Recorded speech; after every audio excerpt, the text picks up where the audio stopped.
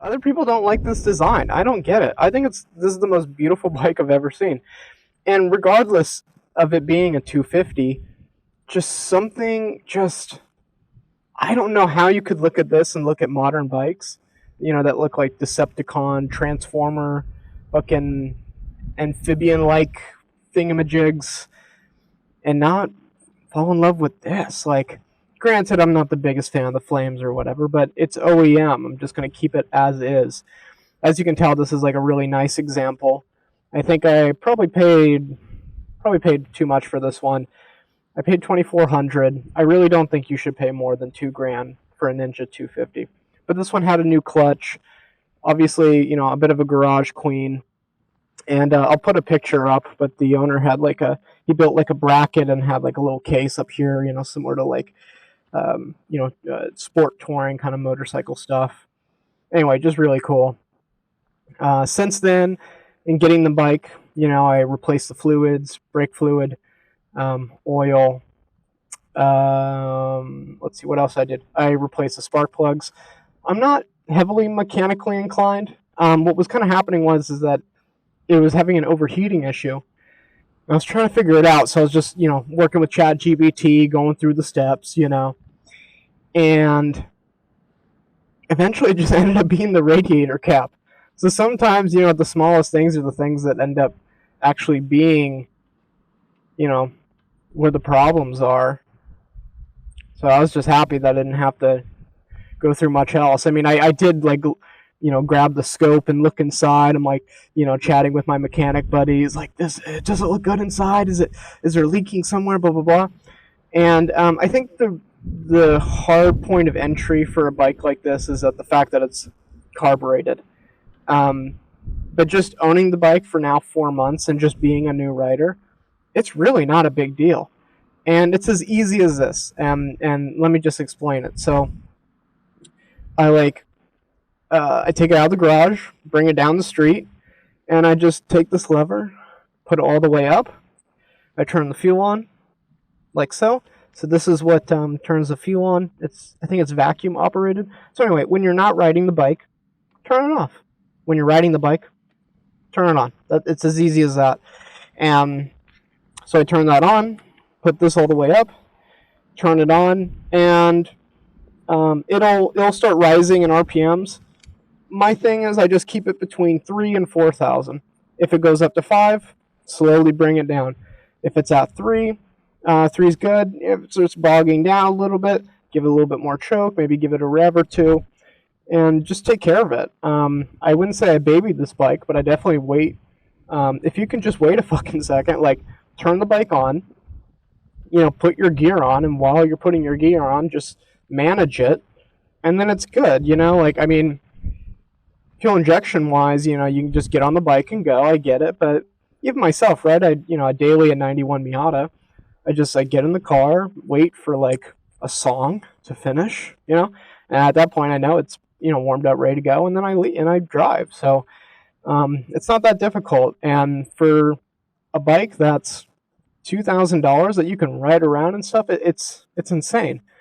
And the one negative thing that I want to say about this bike is even at being at 4 months, I am starting to feel like I'm kind of over it, which is a shame because like this was the dream bike. Even if it being a 250 was like just the design. I know in later years like they made the 500. I was also looking at 500s, but I like the pre-facelift. There's the later design I don't like as much, and then a 600, kind of late 80s one.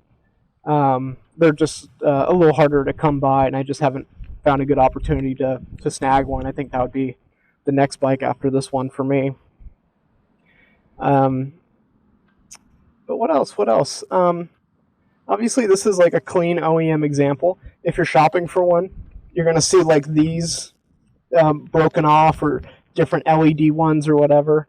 I wasn't interested in that. I didn't want like a beater. I just wanted a nice, clean OEM example that I can enjoy and love and just get into motorcycling, A lot of people will like bumper delete and then they'll take those off and stuff.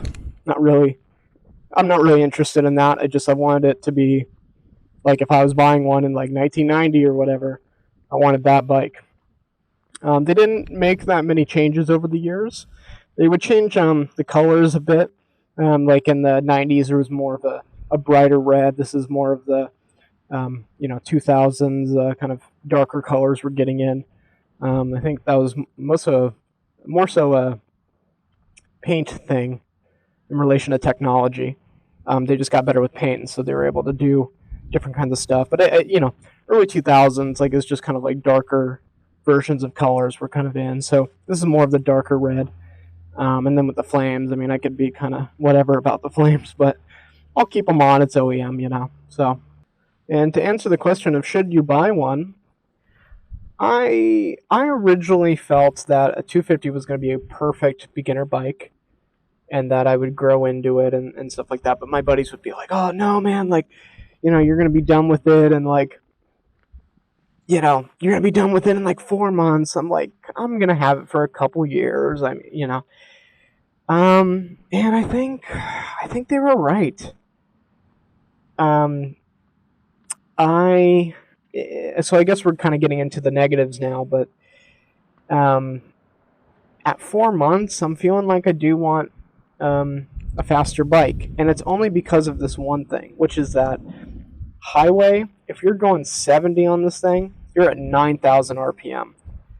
And it's loud, man. Like, I don't even know why someone would want a different exhaust on this bike, knowing that when you're highwaying it, it's just at 9,000 RPM. It's just ridiculous. Like, just the thought of like having a louder exhaust on that, on it, and me having to deal with that just sounds awful. So that's the one big con. The second big thing is that you don't have really any tire options. You can slightly go in like taller or wider, just very slightly, but there's not a whole lot of options. They still sell these like kind of OEM ones, but they're not very good. I mean, they're fine in dry, but in Oregon, like when I was originally, doing it in kind of more colder conditions, or just more wet, I really just did not trust these tires. So there's that as well. Other than that, they're really easy to work on. Oil change was easy. Doing the spark plugs was easy. I've learned a lot about motorcycles just having this bike. I really love that it's got the hook mounts like just right there, instead of you having to just different bikes have different ways of how they deal with that. But I just love that they're just exposed and just ready to go, just available. I think that's so cool. But yeah, I don't know what else to say other than, should you buy one? I think you should absolutely buy one.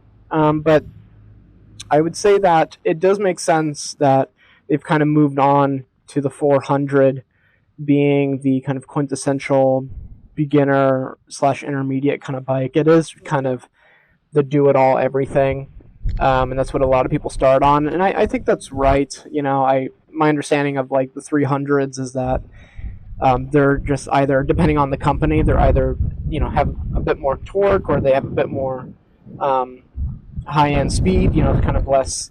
Sorry for the wind. Less kind of drowning out RPM sound on highway speeds. But other than that, like, I wish I could like put a turbo on it or put a different engine in it. Like, I just love the frame. I love the design, and the closest resemblance would be like the 600. And I've been on a 500, and they're like kind of longer, but they're like I think they're like 80 more pounds. So, and I don't know, as a skinny guy like myself, I find that I even kind of struggle with this weight, but I think this is like the perfect weight. Like, I feel like I can like actually handle it, so yeah, so should you get one? That's totally up to you, but I definitely think you should.